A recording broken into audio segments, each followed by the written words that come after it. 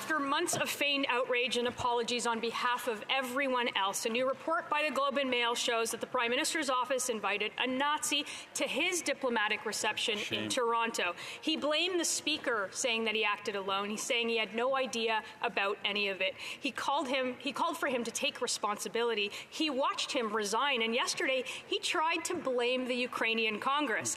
After all of the embarrassment all over the world, why is he above the rules that he applies to everyone else?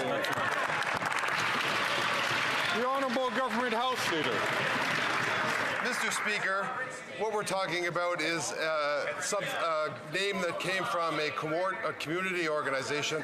Obviously, the Prime Minister had no knowledge of this, but here we know what is happening over here. We are voting today at third reading on the Canada-Ukraine free trade arrangements. Mr. Zelensky stood there and asked us to pass this.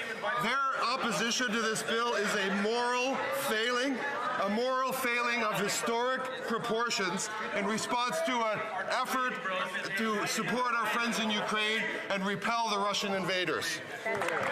The Honourable Member from Thornhill. What an embarrassment it must be for the House Leader to have to clean up the Prime Minister's mess every day. The invitation had the Prime Minister's name on it. It came from him, and for months he said only the Speaker invited him. It turned out not to be true.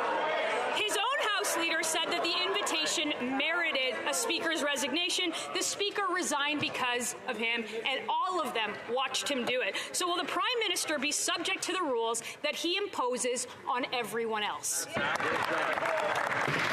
The Honourable Government House Leader.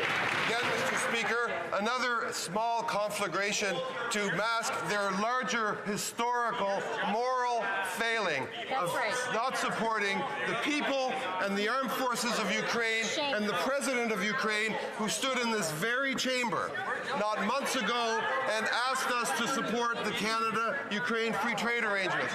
Then they voted against Operation Unifier and support for our troops that once again supports Ukraine. What is next, Mr. Speaker, and why will they not stop trying to hide their moral failings?